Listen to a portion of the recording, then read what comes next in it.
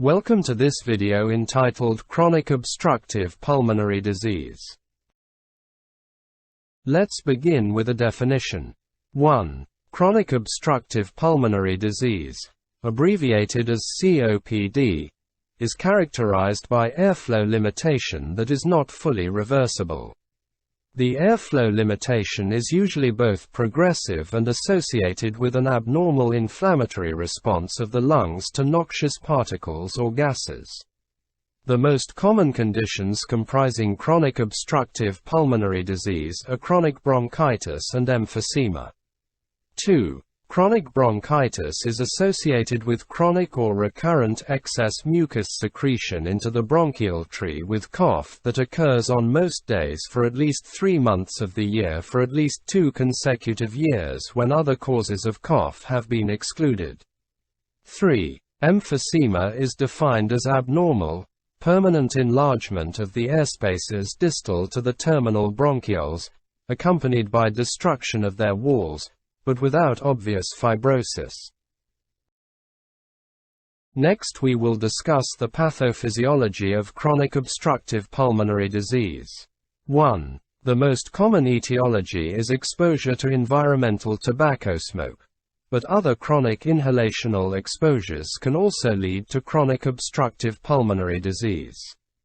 Inhalation of noxious particles and gases stimulates the activation of neutrophils, macrophages, and CD8+ lymphocytes, which release a variety of chemical mediators, including tumor necrosis factor alpha, interleukin-8, and leukotriene B4. These inflammatory cells and mediators lead to widespread destructive changes in the airways, pulmonary vasculature, and lung parenchyma. 2. Other pathophysiologic processes may include oxidative stress and an imbalance between aggressive and protective defense systems in the lungs, that is proteases and antiproteases. Increased oxidants generated by cigarette smoke react with and damage various proteins and lipids, leading to cell and tissue damage. Oxidants also promote inflammation directly and exacerbate the protease-antiprotease imbalance by inhibiting antiprotease activity. 3. The protective antiprotease alpha-1 antitrypsin, abbreviated as AAT, inhibits several protease enzymes, including neutrophil elastase. In the presence of unopposed alpha-1 antitrypsin activity, elastase attacks elastin, which is a major component of alveolar walls. A hereditary deficiency of alpha-1 antitrypsin results in an increased risk for premature development of emphysema. In the inherited disease, there is an absolute deficiency of alpha-1 antitrypsin. In emphysema resulting from cigarette smoking, the imbalance is associated with increased protease activity or reduced activity of antiproteases. Activated inflammatory cells release several other proteases, including cathepsins and metalloproteinases. In addition, oxidative stress reduces antiprotease, or protective, activity. 4. An inflammatory exudate is often present in the airways that leads to an increased number and size of goblet cells and mucus glands. Mucus secretion increases, and ciliary motility is impaired. There is thickening of the smooth muscle and connective tissue in the airways. Chronic inflammation leads to scarring and fibrosis. Diffuse airway narrowing occurs and is more prominent in small peripheral airways. 5. Parenchymal changes affect the gas-exchanging units of the lungs, alveoli and pulmonary capillaries. Smoking-related disease most commonly results in centrilobular emphysema that primarily affects respiratory bronchioles. Panlobular emphysema is seen in alpha-1 antitrypsin deficiency and extends to the alveolar ducts and sacs.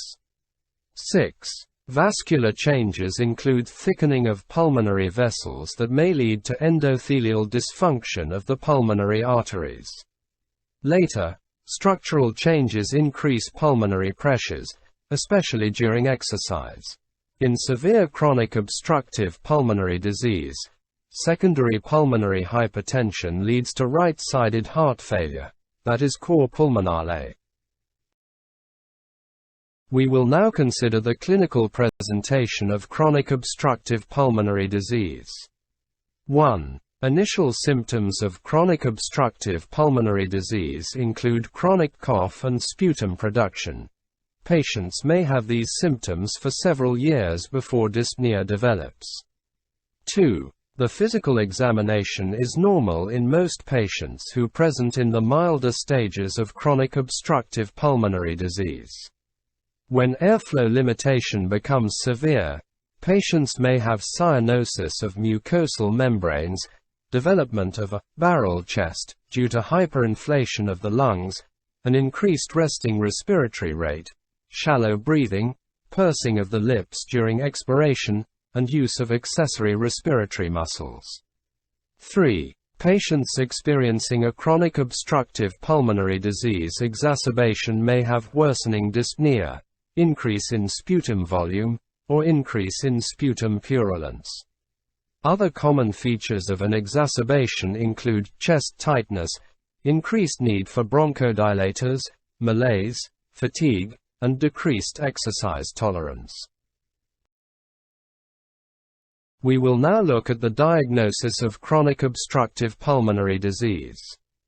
The diagnosis of chronic obstructive pulmonary disease is based in part on the patient's symptoms and a history of exposure to risk factors such as tobacco smoke and occupational exposures. We will now briefly discuss pulmonary function tests. 1. Assessment of airflow limitation through spirometry is the standard for diagnosing and monitoring chronic obstructive pulmonary disease. The forced expiratory volume after 1 second, abbreviated as FEV1, is generally reduced except in very mild disease. The forced vital capacity, abbreviated as FVC, may also be decreased. The hallmark of chronic obstructive pulmonary disease is a reduced FEV1 to FVC ratio to less than 70%. A post-bronchodilator FEV1 that is less than 80% of predicted confirms the presence of airflow limitation that is not fully reversible. 2. An improvement in FEV1 of less than 12% after inhalation of a rapid-acting bronchodilator is considered to be evidence of irreversible airflow obstruction. 3. Peak expiratory flow measurements are not adequate for diagnosis of chronic obstructive pulmonary disease because of low specificity and a high degree of effort dependence. However, a low peak expiratory flow is consistent with chronic obstructive pulmonary disease. We will now briefly discuss arterial blood gases. 1. Significant changes in arterial blood gases are not usually present until the FEV1 is less than 1 liter. At this stage, hypoxemia and hypercapnia may become chronic problems. Hypoxemia usually occurs initially with exercise but develops at rest as the disease progresses. 2. Patients with severe chronic obstructive pulmonary disease can have a low arterial oxygen tension, abbreviated as PaO2 45 to 60 mm of mercury, and an elevated arterial carbon dioxide tension, abbreviated as PaCO2 50 to 60 mm of mercury. Hypoxemia results from hypoventilation, denoted as V, of lung tissue relative to perfusion, denoted as Q, of the area. The low V to Q ratio progresses over several years, resulting in a consistent decline in the PaO2. 3. Some patients lose the ability to increase the rate or depth or respiration in response to persistent hypoxemia. This decreased ventilatory drive may be due to abnormal peripheral or central respiratory receptor responses. This relative hypoventilation leads to hypercapnia. In this situation, the central respiratory response to a chronically increased PaCO2 can be blunted. Because these changes in PaO2 and PaCO2 are subtle and progress over many years, the pH is usually near normal because the kidneys compensate by retaining bicarbonate. 4. If acute respiratory distress develops, e.g., due to pneumonia or a chronic obstructive pulmonary disease exacerbation, the PaCO2 may rise sharply, resulting in an uncompensated respiratory acidosis. We will now look at the diagnosis of acute respiratory failure in chronic obstructive pulmonary disease. 1. The diagnosis of acute respiratory failure in chronic obstructive pulmonary disease is made on the basis of an acute drop in PaO2 of 10 to 15 mm of mercury or any acute increase in PaCO2 that decreases the serum pH to 7.3 or less.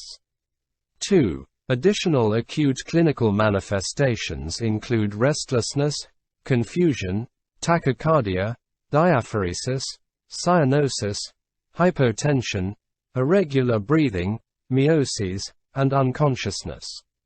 3. The most common cause of acute respiratory failure in chronic obstructive pulmonary disease is acute exacerbation of bronchitis with an increase in sputum volume and viscosity. This serves to worsen obstruction and further impair alveolar ventilation, resulting in worsening hypoxemia and hypercapnia. Additional causes are pneumonia, pulmonary embolism, left ventricular failure, pneumothorax, and CNS depressants. And now we will look at the desired outcome. The goals of therapy are to prevent disease progression, relieve symptoms, improve exercise tolerance, improve overall health status, prevent and treat exacerbations, prevent and treat complications, and reduce morbidity and mortality. We will now shift gears to the treatment of chronic obstructive pulmonary disease. Let's begin with non-pharmacologic therapy. 1. Smoking cessation is the most effective strategy to reduce the risk of developing chronic obstructive pulmonary disease and the only intervention proven to affect the long-term decline in FEV1 and slow the progression of chronic obstructive pulmonary disease. 2. Pulmonary rehabilitation programs include exercise training along with smoking cessation, breathing exercises, optimal medical treatment, psychosocial support, and health education.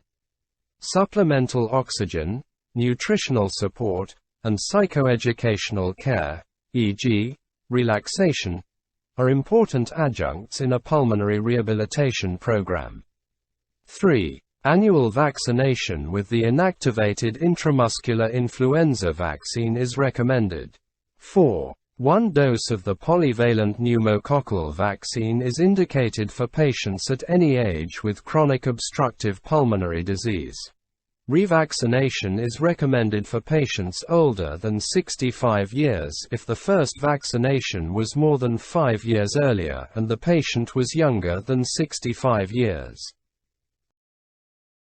We will now shift gears to pharmacologic therapy of chronic obstructive pulmonary disease.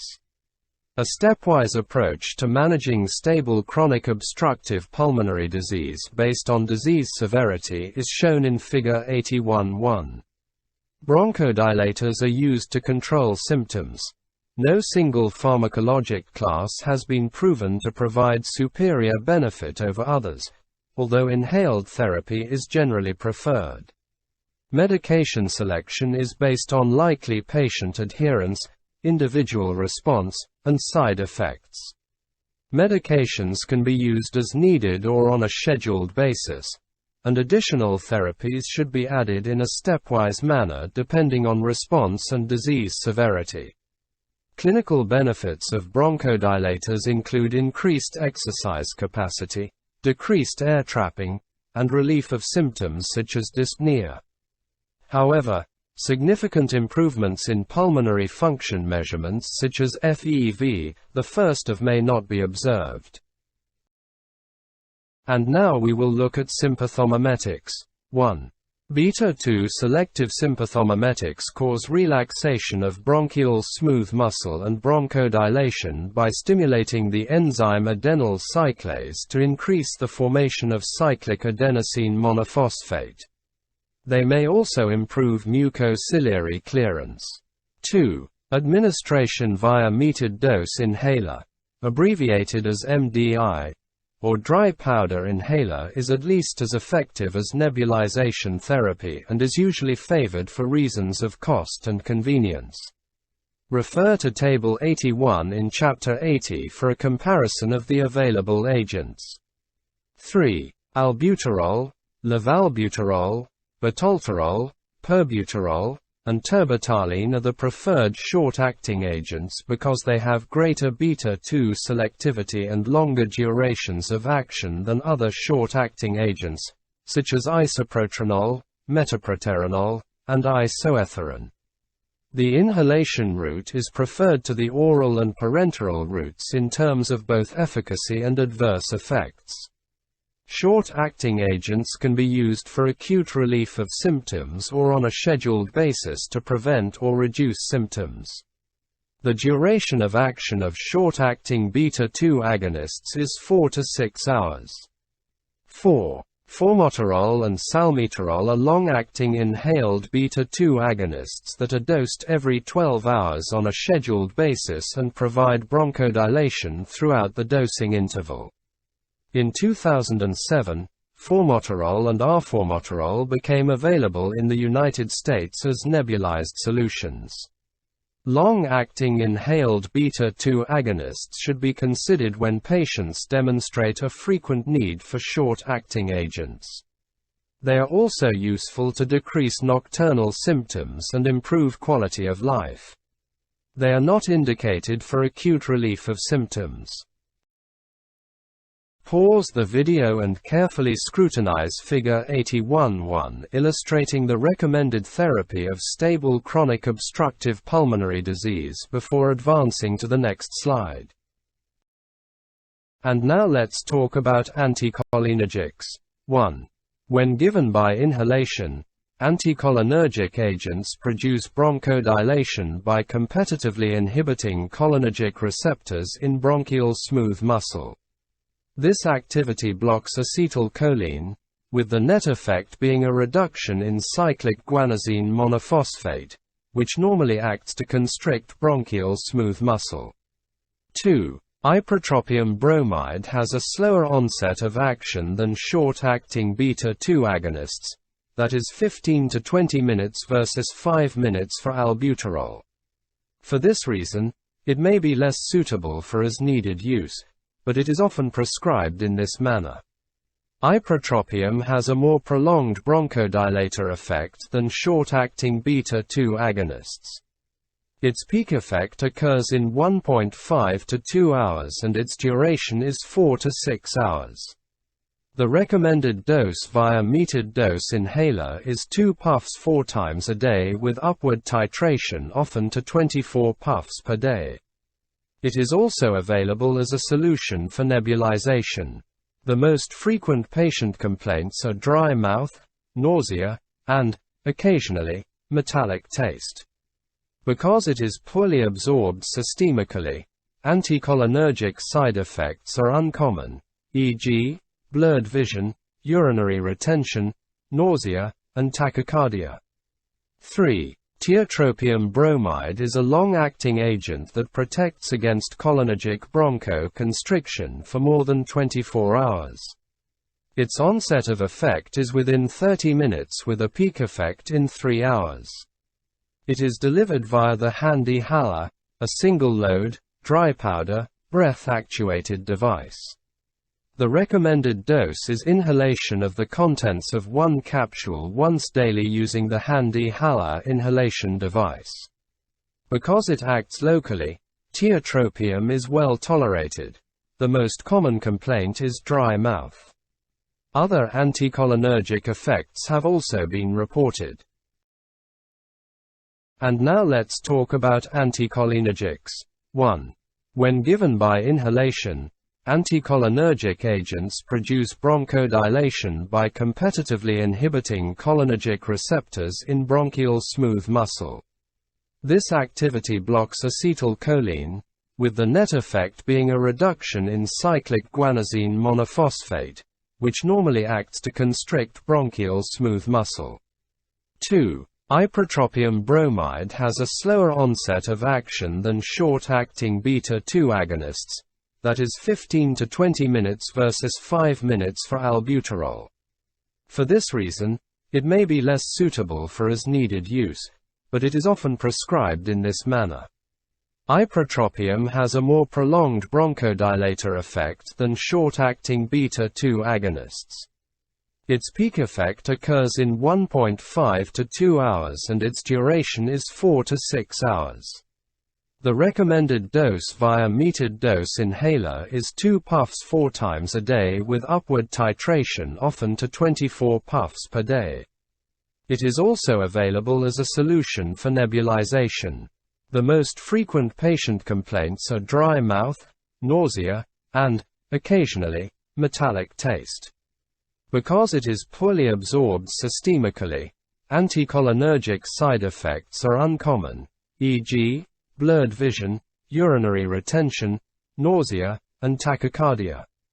3. Tiotropium bromide is a long-acting agent that protects against cholinergic bronchoconstriction for more than 24 hours.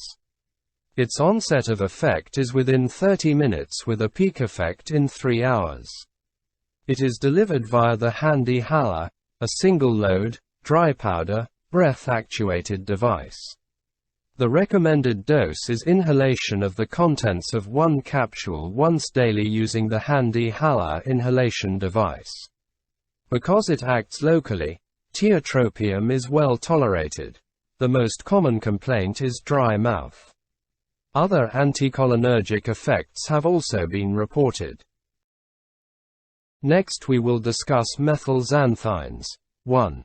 Theophylline and aminophylline may produce bronchodilation by inhibition of phosphodiesterase, thereby increasing cyclic adenosine monophosphate levels, inhibition of calcium ion influx into smooth muscle, prostaglandin antagonism, stimulation of endogenous catecholamines, adenosine receptor antagonism, and inhibition of release of mediators from mast cells and leukocytes.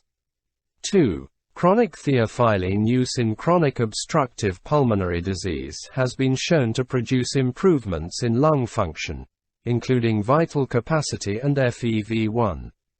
Subjectively, theophylline has been shown to reduce dyspnea, increase exercise tolerance, and improve respiratory drive. Non-pulmonary effects that may contribute to better functional capacity include improved cardiac function and decreased pulmonary artery pressure. 3. Methylxanthines are no longer considered first-line therapy for chronic obstructive pulmonary disease. Inhaled bronchodilator therapy is preferred over theophylline for chronic obstructive pulmonary disease because of theophyline's risk for drug interactions and the interpatient variability in dosage requirements. Theophylline may be considered in patients who are intolerant or unable to use an inhaled bronchodilator. A methylxanthine may also be added to the regimen of patients who have not achieved an optimal clinical response to an inhaled anticholinergic and beta-2 agonist. 4. As with other bronchodilators in chronic obstructive pulmonary disease, parameters other than objective measurements such as FEV1 should be monitored to assess efficacy. Subjective parameters, such as perceived improvements in dyspnea and exercise tolerance, are important in assessing the acceptability of methylxanthines for chronic obstructive pulmonary disease patients. 5. Sustained-release theophylline preparations improve patient compliance and achieve more consistent serum concentrations than rapid-release theophylline and aminophylline preparations. Caution should be used in switching from one sustained-release preparation to another, because there are considerable variations in sustained-release characteristics. 6. The role of theophylline in chronic obstructive pulmonary disease is as maintenance therapy in non-acutely ill patients. Therapy can be initiated at 200 mg twice daily and titrated upward every 3 to 5 days to the target dose. Most patients require daily doses of 400 to 900 mg. 7. Dose adjustments should generally be made based on trough serum concentration results. A conservative therapeutic range of 8 to 15 micrograms per milliliter is often targeted, especially in elderly patients, to minimize the likelihood of toxicity. Once a dose is established, concentrations should be monitored once or twice a year unless the disease worsens, medications that interfere with theophylline metabolism are added, or toxicity is suspected. 8. The most common side effects of theophylline include dyspepsia, nausea, vomiting, diarrhea, headache, dizziness, and tachycardia. Arrhythmias and seizures may occur, especially at toxic concentrations. 9. Factors that may decrease theophylline clearance and lead to reduced dosage requirements include advanced age, bacterial or viral pneumonia, heart failure, liver dysfunction, hypoxemia from acute decompensation, and use of drugs such as cimetidine, macrolides, and fluoroquinolone antibiotics. 10. Factors that may enhance theophylline clearance and result in the need for higher doses include tobacco and marijuana smoking, hypothyroidism, and use of drugs such as phenytoin, phenobarbital, and rifampin. Next we will focus on corticosteroids. 1. The anti-inflammatory mechanisms whereby corticosteroids exert their beneficial effect in chronic obstructive pulmonary disease include reduction in capillary permeability to decrease mucus, inhibition of release of proteolytic enzymes from leukocytes, and inhibition of prostaglandins. 2. The clinical benefits of systemic corticosteroid therapy in the chronic management of chronic obstructive pulmonary disease are often not evident, and there is a high risk of toxicity. Consequently, chronic, systemic corticosteroids should be avoided if possible. 3. Appropriate situations to consider corticosteroids in chronic obstructive pulmonary disease include the following. 1. Short-term systemic use for acute exacerbations. And 2. Inhalation therapy for chronic stable chronic obstructive pulmonary disease. 4. The role of inhaled corticosteroids in chronic obstructive pulmonary disease is controversial. Major clinical trials have failed to demonstrate any benefit from chronic treatment in modifying long-term decline in lung function. However, other important benefits have been observed in some patients, including a decrease in exacerbation frequency and improvements in overall health status. 5. Consensus guidelines indicate that inhaled corticosteroid therapy should be considered for symptomatic patients with stage 3 or IV disease, FEV1 less than 50%, who experience repeated exacerbations despite bronchodilator therapy. 6. Side effects of inhaled corticosteroids are relatively mild and include hoarseness, sore throat, oral candidiasis, and skin bruising. Severe side effects such as adrenal suppression, osteoporosis, and cataract formation are reported less frequently than with systemic corticosteroids, but clinicians should monitor patients receiving high-dose chronic inhaled therapy. 7. Several studies have shown an additive effect with the combination of inhaled corticosteroids and long-acting bronchodilators. Combination therapy with salmeterol plus fluticasone or formoterol plus budesonide is associated with greater improvements in FEV1, health status, and exacerbation frequency than either agent alone. The availability of combination inhalers makes administration of both drugs convenient and decreases the total number of inhalations needed daily. We will now look at treatment of chronic obstructive pulmonary disease exacerbation. Let's look at the desired outcome. The goals of therapy for patients experiencing exacerbations of chronic obstructive pulmonary disease are prevention of hospitalization or reduction in length of hospital stay, prevention of acute respiratory failure and death, resolution of symptoms, and a return to baseline clinical status and quality of life.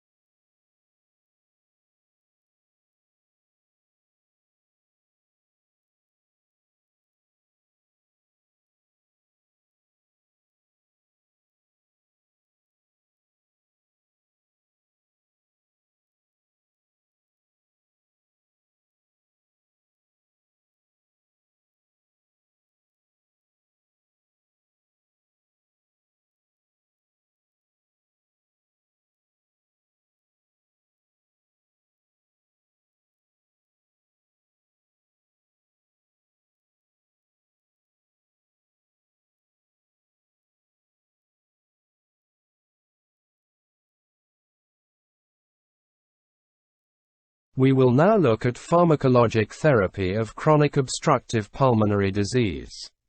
Let's begin with bronchodilators. 1. The dose and frequency of bronchodilators are increased during acute exacerbations to provide symptomatic relief. Short-acting beta-2 agonists are preferred because of their rapid onset of action. Anticholinergic agents may be added if symptoms persist despite increased doses of beta-2 agonists. 2. Bronchodilators may be administered via metered-dose inhalers or nebulization with equal efficacy. Nebulization may be considered for patients with severe dyspnea, who are unable to hold their breath after actuation of a metered-dose inhaler. 3. Clinical evidence supporting theophylline use during exacerbations is lacking, and thus theophylline should generally be avoided. It may be considered for patients not responding to other therapies. Next we will discuss corticosteroids. 1. Results from clinical trials suggest that patients with acute chronic obstructive pulmonary disease exacerbations should receive a short course of IV or oral corticosteroids. Although the optimal dose and duration of treatment are unknown, it appears that a regimen of prednisone 40 mg orally daily, or equivalent, for 10 to 14 days can be effective for most patients. 2. If treatment is continued for longer than 2 weeks, a tapering oral schedule should be employed to avoid hypothalamic pituitary adrenal axis suppression. Let's now briefly look at antimicrobial therapy. 1. Although most exacerbations of chronic obstructive pulmonary disease are thought to be caused by viral or bacterial infections, as many as 30% of exacerbations are caused by unknown factors. 2. Antibiotics are of most benefit and should be initiated if at least two of the following three symptoms are present. 1. Increased dyspnea. 2. Increased sputum volume. And 3. Increased sputum purulence. The utility of sputum gram stain and culture is questionable because some patients have chronic bacterial colonization of the bronchial tree between exacerbations. 3. Selection of empiric antimicrobial therapy should be based on the most likely organisms. The most common organisms for acute exacerbation of chronic obstructive pulmonary disease are Haemophilus influenza, Moraxella catarrhalis, Streptococcus pneumoniae, and Haemophilus parainfluenza. 4. Therapy should be initiated within 24 hours of symptoms to prevent unnecessary hospitalization and generally continued for at least 7 to 10 days. 5-day courses with some agents may produce comparable efficacy. 5. In uncomplicated exacerbations, recommended therapy includes a macrolide, such as azithromycin, and clarithromycin, second or third generation cephalosporin, or doxycycline. Trimethoprim sulfamethoxazole should not be used because of increasing pneumococcal resistance. Amoxicillin and first generation cephalosporins are not recommended because of beta-lactamase susceptibility. Erythromycin is not recommended because of insufficient activity against Haemophilus influenza. 6. In complicated exacerbations where drug-resistant pneumococci, beta-lactamase producing Haemophilus influenza and Moraxella catarrhalis, and some enteric gram-negative organisms may be present, recommended therapy includes amoxicillin, clavulanate or a fluoroquinolone with enhanced pneumococcal activity, levofloxacin, gemifloxacin, and moxifloxacin. 7. In complicated exacerbations with risk of Pseudomonas aeruginosa, recommended therapy includes a fluoroquinolone with enhanced pneumococcal and Pseudomonas aeruginosa activity, especially levofloxacin. If IV therapy is required, a beta-lactamase-resistant penicillin with anti-pseudomonal activity or a third or fourth generation cephalosporin with anti-pseudomonal activity should be used. Finally, let's discuss evaluation of therapeutic outcomes. 1. In chronic stable chronic obstructive pulmonary disease, pulmonary function tests should be assessed with any therapy addition, change in dose, or deletion of therapy. Other outcome measures include dyspnea score, quality of life assessments, and exacerbation rates, including emergency department visits and hospitalizations. 2. In acute exacerbations of chronic obstructive pulmonary disease, white blood cell count, vital signs, chest X-ray, and changes in frequency of dyspnea, sputum volume, and sputum purulence should be assessed at the onset and throughout the exacerbation. In more severe exacerbations, arterial blood gases and oxygen saturation should also be monitored. 3. Patient adherence to therapeutic regimens, side effects, potential drug interactions, and subjective measures of quality of life must also be evaluated. Thank you.